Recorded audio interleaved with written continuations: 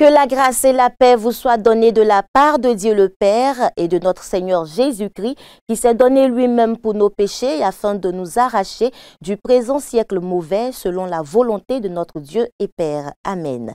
C'est avec ces paroles extraites de Galates chapitre 1, les versets 3 et 4 que je vous souhaite la bienvenue à notre rendez-vous d'information sur Espérance TV à la une. L'Église méthodiste de Côte d'Ivoire, qui a procédé au renouvellement de ses premières instances de décision le 15 mars dernier, s'est vue changer de leader cette semaine. Les cérémonies de passation de charge entre les présidents sortants et entrants, que ce soit au niveau des pasteurs comme chez les laïcs, ont marqué son actualité cette semaine. Nous en parlerons dans quelques instants. Le vice-président Thiemoko Méliet Koné prend part au nom de la Côte d'Ivoire au sommet mondial Nutrition for Growth à Paris, en France, afin de participer à la lutte contre la malnutrition qui touche plus de 700 millions de personnes dans le monde. Et puis, dans la rubrique Flashback de cette édition, nous reviendrons sur le message du bishop Benjamin Boni au culte de clôture de la 16e conférence annuelle de l'Église méthodiste de Côte d'Ivoire le 21 mars 2021 au temple Bethel d'Abobo Baoulé, c'est dans le district d'Abobo. Mesdames et messieurs, shalom chez vous et merci de nous rejoindre. L'Église méthodiste de Côte d'Ivoire est en marche. Après l'élection au sommet de l'Église le 15 mars 2025, la passation de charge entre les présidents sortants, le bishop Benjamin Boni, et le nouveau président de l'Église, le bishop Séraphin Moudé, s'est effectuée le 26 mars au siège de la conférence au Plateau. L'ancien président, avant de se retirer, a invité le peuple méthodiste à soutenir son nouveau leader dans toutes ses actions de développement de l'Église.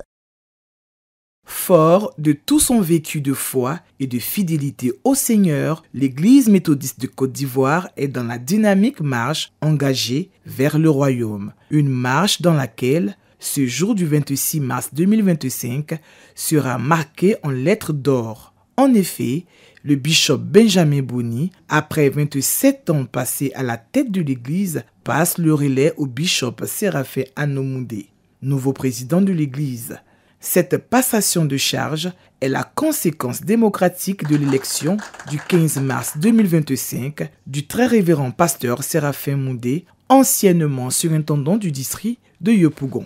La cérémonie a été présidée par le très révérend professeur Nathanaël Owo, doyen du corps pastoral en exercice. La passation de charge entre le bishop sortant et le bishop entrant est organisée par le secrétaire de l'Église, présidé par le doyen du corps pastoral en exercice, notamment sur les chapitres de l'administration, des finances et des propriétés de l'Église méthodiste de Côte d'Ivoire. Tous ces dossiers ont été mis à disposition du nouveau président par une remise symbolique. Le bishop Benjamin Boni s'est félicité de ce moment qui marque un tournant décisif dans l'histoire de l'Église. C'est d'abord le sentiment de gratitude envers l'Éternel, l'Éternel à qui nous devons tout. Celui qui a un projet de vie pour toute l'humanité et qui conduit l'œuvre que la Bible appelle l'œuvre de salut. Je demande à tous pasteurs et laïcs qui m'ont soutenu tout au long des nombreuses années que j'ai passées à la tête de cette église de regarder le nouveau bishop, le nouveau président de l'église comme étant l'élu de Dieu qui a une mission et de l'accompagner des prières, des actes, des actions qui puissent propulser l'église. Il faut donc le soutenir. La signature des documents et le port de l'insigne de distinction de bishop au nouveau président de l'Église ont été des moments forts de cette passation. Passation à l'issue de laquelle le nouveau président s'est engagé à poursuivre les actions de développement de l'Église. Les mots sont les mêmes, des sentiments de gratitude aussi. Parce que Dieu, qui nous permet d'œuvrer dans ce vaste champ missionnaire, nous associe à cette œuvre qui est une œuvre immense, une œuvre difficile mais noble. Je veux dire vraiment merci au Seigneur qui fait reposer cette grande église sur mes frêles épaules.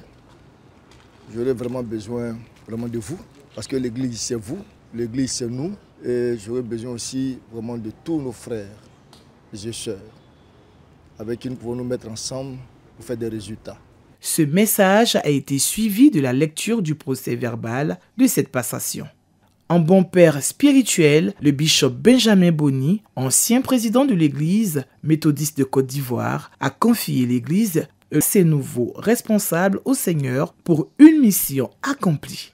C'est dans cette ambiance chargée de beaucoup d'émotions que le bishop Benjamin Boni, ancien président de l'église méthodiste de Côte d'Ivoire, a pris congé de son successeur, son éminence Séraphin Anomondé.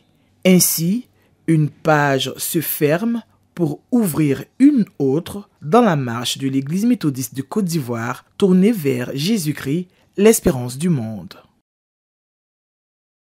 À cette cérémonie de passation, nombreux sont les responsables de structures et institutions de l'Église qui étaient présents et qui n'ont pas manqué d'exprimer leur gratitude au bishop Benjamin Boni pour son leadership, mais aussi marquer leur engagement à accompagner le nouveau président à la tête de l'Église. On les écoute. Je rends grâce à Dieu pour cet homme qu'il nous a donné pour diriger cette grande Église. Nous avons eu beaucoup de joie à travailler avec lui. Nous l'avons vraiment admiré parce que pendant les moments difficiles comme les moments heureux, il est resté ferme, le même. L'homme qui craint Dieu, il nous a donné un exemple à suivre. Et nous avons eu beaucoup de joie à travailler avec lui. Aujourd'hui, où il part pour une retraite méritée. Nous lui souhaitons une bonne retraite. Pour nous, c'est un consultant. Il s'en va, mais mes prières, c'est qu'il ait toujours l'œil sur l'Église, qu'il puisse aider le nouveau bishop qui est là et tous ses collaborateurs. Pour le bishop entrant, le connaissant aussi, c'est quelqu'un qui aime aussi le travail, qui aime le Seigneur, qui est sincère, qui est humble comme son prédécesseur. Et nous prions pour lui. Le Seigneur va lui donner tous les outils pour qu'il puisse conduire cette grande église. Un petit pincement de voir l'ancien parti, mais une joie immense de voir le nouveau arriver.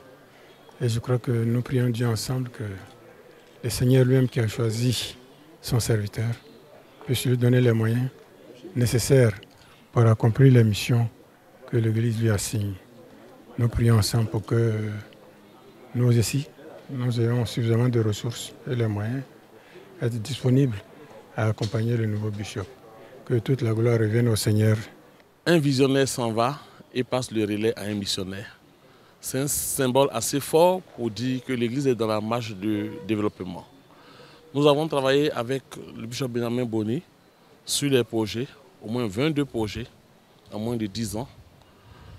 Ça a été très, très intéressant pour nous parce que nous avons vu un leader très proche de son peuple dans l'humanitaire, dans les projets alimentaires, au soutien des veuves. Un nouveau vient avec une nouvelle vision. Nous sommes toujours prêts pour le Seigneur, à l'œuvre pour continuer dans cette marche et aider d'abord l'Église, parce que le monde vraiment a besoin de nous. Nous sommes heureux, d'autant plus que par pure grâce, Dieu nous a permis d'être les témoins de cet événement. Nous avons donc participé à l'élection du nouveau bishop. C'est le lieu pour nous de rendre grâce à Dieu pour la vie du bishop sortant. Nous avons eu la chance de le connaître lorsque nous étions étudiants. Il était notre aumônier. Et depuis lors, nous avons gardé vraiment des relations de père en fils. Et pour tout ce qu'il a fait pour l'Église, et surtout, nous retenons de lui celui-là même qui a permis à ce que la dissidence prenne fin.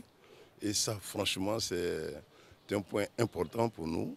Et aujourd'hui, nous avons aussi la grâce d'avoir un bishop entrant, bien sûr qui est jeune, mais qui a fait ses preuves. Qui a fait ses preuves à Bengourou. Donc aujourd'hui, nous ne pouvons que bénir l'Éternel pour le choix qu'il nous a fait. Et donc nous, les laïcs, nous sommes disposés, n'est-ce pas, à travailler avec lui. Ce que je retiens, il y a deux éléments fondamentaux qui retiens mon attention. La fraternité et surtout l'atmosphère que je qualifie de sincère et surtout de chrétienté que nous avons pu vivre. Et le deuxième aspect fondamental que je voulais souligner, c'est le caractère de l'Église. L'Église méthodiste de Côte d'Ivoire étant une église presbytérienne, on a senti l'élément démocratique dans cette église. Et féliciter la PL, pour la première fois nous avions une femme à la tête des laïcs, donc le mouvement laïque va connaître aussi un essor avec une touche féminine que nous allons beaucoup apprécier à sa juste valeur. Le personnel de la conférence siège de l'Église méthodiste de Côte d'Ivoire a également remercié le bishop Benjamin Boni pour toutes ces années de bonne collaboration passées avec lui, tout en se disposant à travailler avec le nouveau bishop Séraphin Moudé dans la continuité des actions entreprises. Notre joie est vraiment immense pour notre papa, celui auprès de qui nous avons servi. C'est un homme qui nous donne un modèle d'humilité, un modèle de simplicité, un vrai leader qui part. Et être témoin aujourd'hui de ce jour-là, pour nous, c'est une grâce du Seigneur. Nos prières l'accompagnent, que le Seigneur le garde en bonne santé, qu'il vive longtemps, afin que les générations que nous sommes, jeunes générations, nous puissions aller auprès de lui pour prendre ses conseils et profiter aussi de la sagesse qu'il a reçue de la part de Dieu. Pour celui qui vient, tout comme pour celui qui part, notre prière, c'est que le Seigneur puisse véritablement faire de lui davantage un leader éclairé. Il puisse nous aider en termes de management et surtout que le Seigneur puisse l'utiliser comme un instrument afin de porter haut le flambeau de notre Église. C'est pour nous ce matin une joie d'accueillir notre nouveau patron puisqu'il va travailler avec nous ici à la conférence. Bon, pour nous c'est le nouveau Jésus que Dieu donne à l'Église et je pense que c'est l'homme selon le cœur de Dieu et je pense que Dieu lui donnera tous les moyens qu'il faut, moyens spirituels, matériels et financiers, tout ça pour vraiment mener à bien sa mission que Dieu donne. Vraiment, c'est une joie pour nous d'accueillir ce matin le nouveau président de notre Église. Et nous l'attendons avec la grâce de Dieu. Allons le voir incessamment. Nous savons que c'est quelqu'un qui a la crainte de Dieu. Et donc, c'est une immense joie pour nous qu'il soit à la tête de cette Église. Merci. Pour le nouveau bishop, je suis très heureuse de son élection. Et nous l'attendons avec joie pour le reste du travail. C'est pour nous une très grande joie d'accueillir le nouveau bishop avec lequel nous allons continuer la carrière du personnel. Que Dieu le bénisse et Dieu bénisse toute la conférence. Amen. Le lendemain de la passation de charges entre les bishops, c'était au tour des responsables laïcs de se prêter à cet exercice. Le président sortant, professeur Louis Aboua, a confié tous les dossiers en sa possession à sa successeur, maître Simone Assa Ako, et son vice-président Jean-Louis Loué pour continuer la gestion des affaires de l'Église. Le témoignage d'Emmanuel Abalé. Le mouvement national des laïcs de l'Église méthodiste de Côte d'Ivoire a abordé une nouvelle marche de son histoire le jeudi 27 mars 2025. La cérémonie de passation de charge entre le président sortant, le professeur Louis Roy Aboua, nom des notes, et la nouvelle présidente élue, maître Assa Ako Simone, s'est tenue dans les locaux de la conférence de l'Église méthodiste de Côte d'Ivoire en présence de plusieurs délégués laïcs et présidents d'institutions et de son Excellence, le très révérend pasteur Isaac Bodje, président de séance. Plusieurs sujets ont été épilogués, entre autres, le patrimoine de l'Église, les ressources financières, la gestion administrative. C'est après les échanges et les signatures officielles du procès verbal que le professeur Louis Roy Aboua, nom de note, président sortant, après 11 années, 18 mois et 18 jours à la tête de cette structure, a procédé à la passation officielle de charge entre lui et la nouvelle présidente, maître Simone Ako. La nouvelle équipe va travailler sous la direction du nouveau président de l'Église, son éminence Séraphin Ano Moundé. Nous prions que avec lui, le corps pastoral, les moyens spirituels, matériels, logistiques soient mis en place pour que ce binôme pasteur laïque puisse continuer à travailler dans le champ du Seigneur. Témoin oculaire de cette cérémonie historique, les délégués laïcs se prononcent. Nous avons même participé aux élections en tant que candidate, mais nous disons que Dieu a fait un choix judicieux qui permettra à l'Église de grandir et d'évoluer. Nous avons pour la première fois une femme comme présidente nationale des laïcs et nous savons que l'Église regorge de femmes battantes qui sont prêtes à de grands sacrifices pour faire grandir notre Église. En tout cas, nous voulons féliciter toute la conférence, son éminence Dr Bishop Benjamin Boni, le secrétaire de la conférence, pour toutes les mesures qui ont été prises pour que cela se fasse, non seulement dans la clarté, mais d'une manière normale. Et par rapport à tout ce qu'on a entendu, les challenges, les défis qui les attendent, en tout cas, l'Église est dans une dynamique, oui, dans une très bonne dynamique, et il faut maintenir cette dynamique-là. Je viens avec les autres de vivre un événement heureux, un événement qui nous rapproche davantage en tant que chrétiens. C'est des sentiments de responsabilité, sentiments de joie, mais purement des sentiments de responsabilité. On voit qu'il y a du travail à faire pour nous les laïcs dans l'Église, aux côtés des pasteurs. C'est ensemble que nous devons marcher et faire avancer l'Église, à côté, auprès, côte à côte avec le corps pastoral. Maître Simone Ako-Assa a pris fonction immédiatement dans ses nouveaux bureaux, aux côtés de son adjoint Jean-Louis Louedon, engagé désormais auprès du nouveau président de l'Église méthodiste de Côte d'Ivoire, le bishop Moundé Séraphin. La nouvelle équipe est consciente du challenge à relever. Nous proposons, en attendant d'avoir la vision du président de l'Église méthodiste de Côte d'Ivoire et ses orientations, nous proposons 3 axes. L'axe 1 qui concerne la gouvernance de l'Église et la gouvernance des laïcs, qui doit s'appuyer sur des tests pour que les responsabilités soient définies, pour que les rôles soient clairement définis, pour que les dysfonctionnements que nous constatons dans l'Église soient amoindris et atténués. Donc une gouvernance axée sur les tests. La mobilisation des ressources de l'Église. La sécurisation foncière du patrimoine foncier de l'Église. Puisse le Seigneur accompagner cette nouvelle équipe à maintenir haut le standard de l'œuvre de l'évangélisation instaurée depuis 1914 par l'Église méthodiste en Côte d'Ivoire. Nous souhaitons plein succès aux nouveaux responsables de l'Église dans leur mission sous la conduite et l'assistance du Saint-Esprit. Je vous emmène à Grand-Maurier, c'est dans le district d'Agboville. Là-bas s'est tenue cette semaine la première édition du Festimétho, qui est le festival méthodiste du circuit de Grand-Maurier. Objectif, faire la promotion des richesses culturelles de cette région à travers divers concours autour du thème « Évangéliser en tout temps et en tout lieu ». On fait le point avec Félix Opo.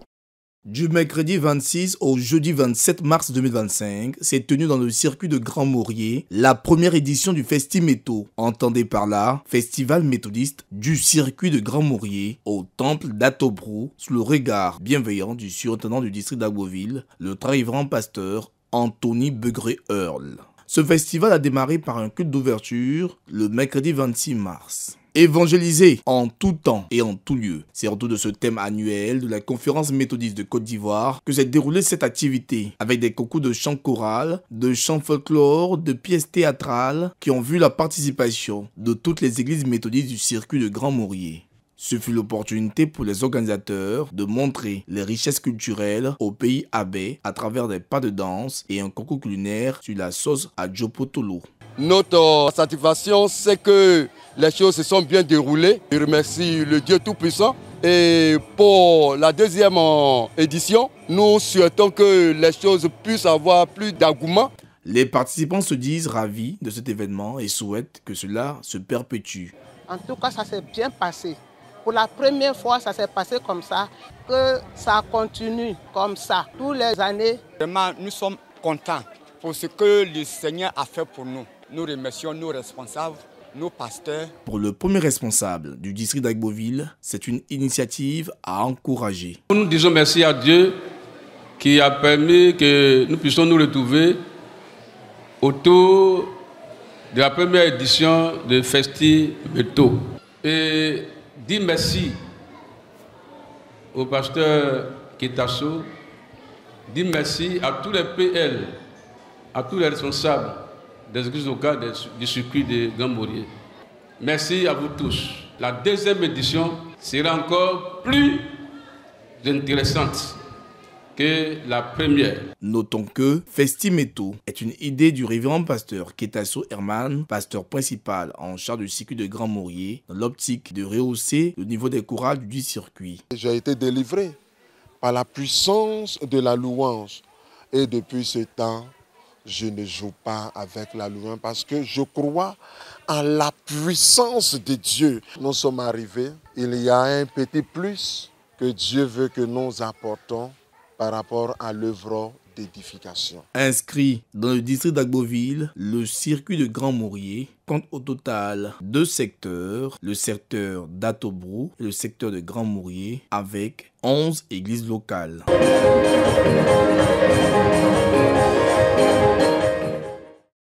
Toujours dans l'actualité des communautés, les fidèles du temple Galilée du plateau d'Okuy ont mis en œuvre une foire commerciale et gastronomique dénommée Como. L'édition 2025 de ce concept qui s'est déroulée dans une ambiance de village s'est avéré un franc succès pour les organisateurs qui inscrivent cette initiative dans le cadre de la fête annuelle des moissons. Les précisions d'Emmanuel Abali. Des stands de vente, de la nourriture à profusion et de la danse. Voilà le décor festif observé lors du village Como, une foire commerciale et gastronomique. Ces exposants, chrétiens ou non, trouvent en cette lucane une opportunité d'accroître leur chiffre d'affaires, mais mieux, d'encourager l'esprit d'entrepreneuriat. Nous avons ici des colliers pour toutes sortes de cérémonies. Vous voyez ce que j'ai porté pour des dons, des mariages, des sorties de bébés. Le collier de notre terroir, le collier africain. Et nous avons aussi des écharpes pour les femmes et les pagnes GTP. Quant aux fidèles méthodistes du temple Galilée du plateau d'Okuy et d'autres venus d'ailleurs, le village Como, au-delà d'être une plateforme d'affaires, revêt un caractère de retrouvailles et de détente. Tout le monde est dans l'ambiance du village. On a commencé par le placali, on a pris du garba, on continue avec le porc au four et bon, la suite on avisera. J'ai été invité par mes frères du Dokuy. Vraiment, c'est merveilleux, c'était jamais vu. Cette ambiance de fête qui a prévalu ce samedi 14 mars 2025 avec une teinture africaine dénommé Village Como répond à un besoin, expriment les organisateurs. Les t-shirts, les blocs-notes, les porte-clés, les pins, les pochettes et puis les tickets de tombola. Même si vous n'êtes pas là, c'est en vente jusqu'à la grande moisson. C'est 1000 francs. Un lieu de rassemblement de tous les fidèles de toute la communauté Galilée Plateau d'Okuy dans l'objectif de la préparation de la fête annuelle des moissons. Le village Como, c'est l'initiative des femmes depuis l'année dernière de permettre à la communauté de se retrouver et surtout de faire la promotion de nos mets africains et de nos entreprises que nous avons. Nous avons voulu particulièrement ce moment, ce village Como, pour créer la convivialité, une fusion entre les serviteurs de Dieu, entre les laïcs. Et pour nous aujourd'hui, c'est un véritable succès, vu l'engouement, vu la participation massive, vu l'intensité des activités qui ont été menées aujourd'hui. Va et raconte ce que l'Éternel a fait pour toi.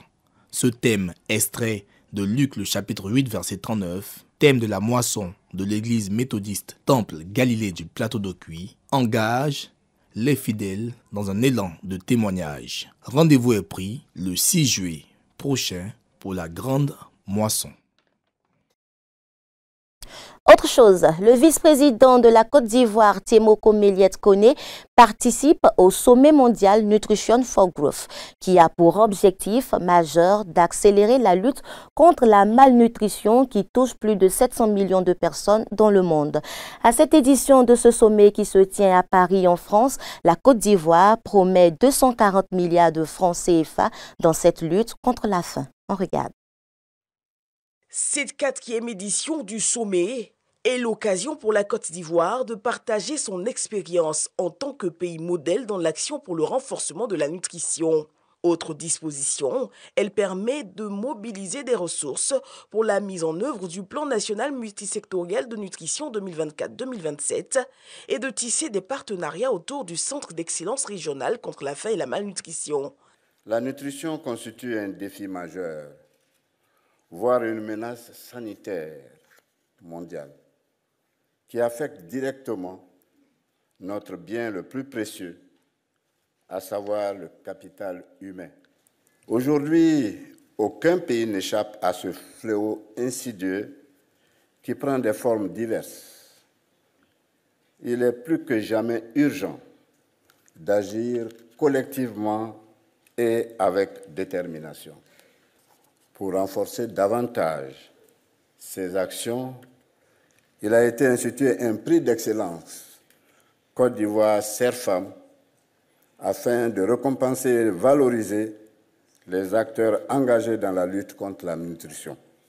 Les modalités de ce prix viennent d'être présentées et adoptées par les chefs d'État et de gouvernement africains lors du 38e sommet de l'Union africaine en février dernier à Addis Abeba.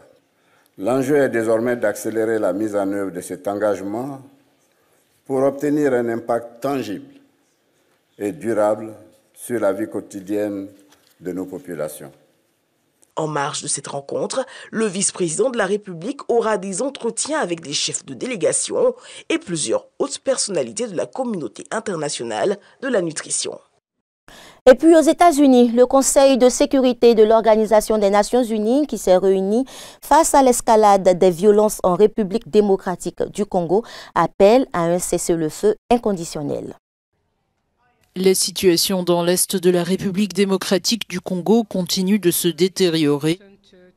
Jeudi, devant le Conseil de sécurité de l'ONU, Bintou Keïta, chef de la mission de paix des Nations Unies en RDC, a lancé un appel urgent à un cessez-le-feu inconditionnel.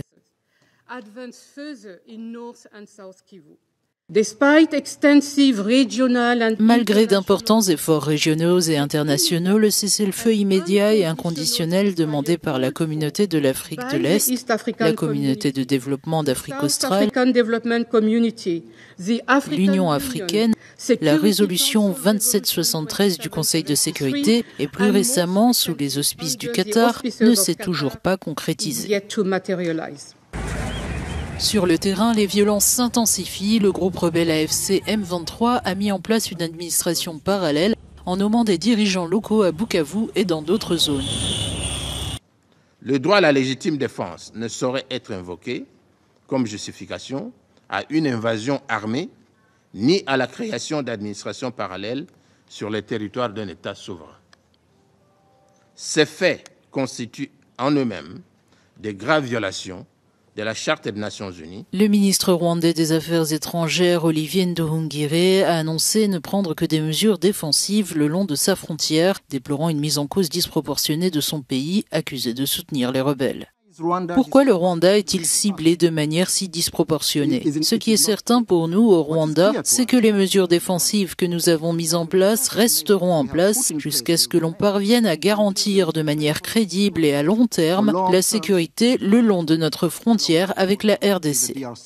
Les Nations Unies ont appelé à des actions concrètes pour sanctionner les responsables des violations des droits humains en RDC, soulignant la nécessité de rouvrir les aéroports de Goma et de Kavumu pour faciliter les opérations humanitaires. Un événement rare va attirer les regards du monde ce week-end. Il s'agit d'une éclipse solaire qui sera visible dans plusieurs pays d'Afrique du Nord et de l'Ouest pendant la journée de ce 29 mars 2025. Les images. Ce samedi 29 mars, un phénomène rare illuminera le ciel. Une éclipse solaire partielle sera visible dans plusieurs pays d'Afrique du Nord et de l'Ouest, ainsi qu'en Europe et au Canada. Durant près de 4 heures, la Lune va masquer une partie du Soleil, offrant un spectacle unique.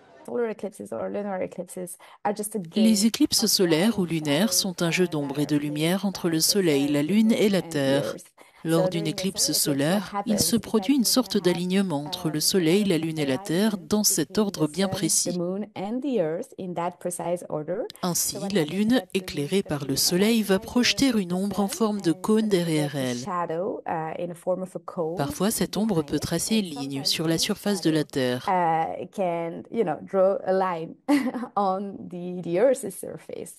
Au Maroc, en Algérie ou encore en Mauritanie, l'éclipse sera bien visible en fin de matinée. Mais attention, observer directement le Soleil lors d'une éclipse partielle peut gravement endommager la vue. Il est essentiel d'utiliser des lunettes spéciales conformes aux normes de protection.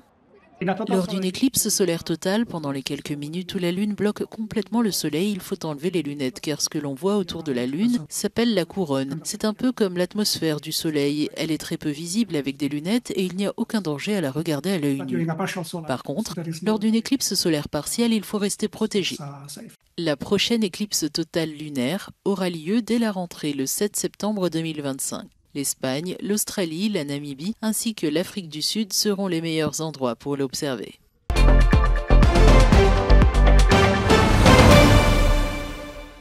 Dans la rubrique flashback de cette édition, la rédaction d'Espérance TV a choisi de revenir sur l'adresse du bishop Benjamin Boni au culte de clôture de la 16e conférence annuelle de l'Église méthodiste de Côte d'Ivoire qui s'est tenue à l'église Bethel d'Abobo-Baoulé. Dans son intervention, le bishop s'est prononcé sur les nombreux défis qui attendent l'Église comme la condition sociale des veuves et orphelins et l'évangélisation. Bien-aimés dans le Seigneur, un regard panoramique nous a permis, au cours de ces assises, de constater à travers les différents rapports l'intérêt que le peuple méthodiste accorde encore au problème des veuves et orphelins. En reconduisant l'objectif par le thème « L'Église face à la condition sociale et au problème des veuves et des orphelins », l'EMICI entend prendre des mesures idoines en vue d'aider cette couche vulnérable à retrouver l'espérance dans la vie, tout en travaillant en profondeur sur la question des veuves et orphelins. Cette année, l'action de l'Église mettra un point d'honneur sur 2 aspects importants, savoir le démarrage de la formation des missionnaires à l'ISTA dès les vacances prochaines et la reprise de l'objectif fixé à chaque district de conquérir 500 nouvelles âmes par an. Au reste, plusieurs grands défis attendent l'Église, entre autres l'extension de la radio méthodiste, la Voix de l'Espérance, et la mise en place de la télévision méthodiste Espérance TV, le projet de l'immeuble Alliance 2, l'ouverture des champs de mission à l'intérieur et à l'extérieur, etc. Frères et sœurs, prenons courage. L'Éternel est avec nous. C'est aussi pour moi, eu égard à l'actualité dans notre pays, l'occasion de réitérer, au nom de l'Église méthodiste unie Côte d'Ivoire, nos sincères condoléances à la famille biologique et politique du Premier ministre Ahmed Bakayoko, brutalement arraché à notre affection. Condoléances au chef de l'État et au gouvernement de la République de Côte d'Ivoire. Puisse le Dieu de toute consolation essuyer les larmes et apaiser les cœurs meurtris par ce départ. Jetant un regard sur l'équilibre fragile de la nation, je voudrais encourager les acteurs de la vie politique nationale à poursuivre les efforts inlassables à tous égards pour parvenir, par la grâce de Dieu, à la paix durable, condition sine qua non d'un développement harmonieux. Aucun sacrifice n'est de trop pour qui veut la paix de ce pays. Si hier, au nom de cette paix, les autorités ont accepté de s'asseoir à une même table de négociation avec les frères et sœurs d'autres bords dans le cadre de la guerre civile et autres difficultés que nous avons connues, aujourd'hui, plus qu'hier, cet esprit de sacrifice doit animer les différentes parties pour que dans un dialogue inclusif, une solution durable soit trouvée aux problèmes sociopolitiques du pays qui n'a que trop duré. Pour ce faire, des gestes forts dans le sens de la décrispation, tel le retour des exilés, la libération de tous les prisonniers politiques et autres actes semblables ne sauraient être de trop. Bien au contraire, à l'heure où tous les habitants de ce pays appellent de tous leurs vœux cette réconciliation.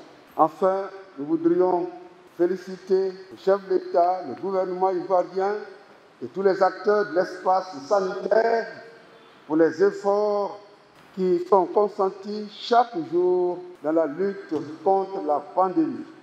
Continuons, frères et sœurs, de prier et d'observer les mesures barrières en vue de vaincre, in fine, la maladie à coronavirus Covid-19 par la grâce de l'Éternel, le Dieu El Shaddai, qui nous aime tous en Jésus-Christ, en Côte d'Ivoire, en Afrique et dans le monde entier.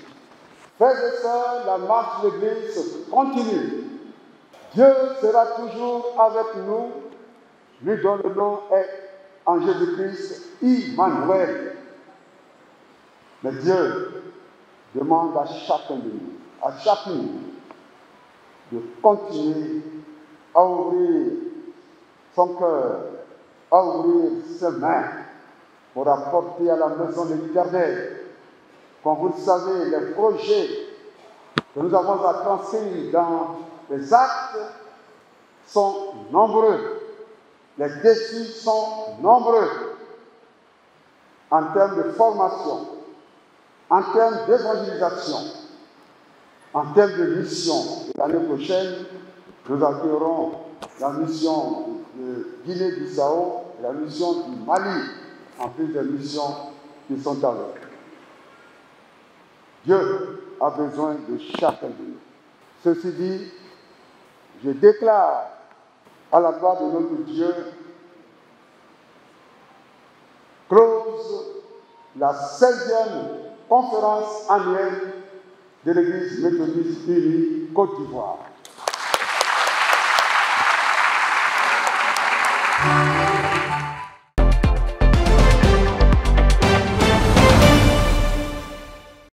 Et voilà, c'est ici la fin de cette édition. Merci pour votre aimable attention. Le programme continue sur Espérance TV. Demeurons tous bénis sous l'abri du Très-Haut. Excellent week-end chez vous. Shalom.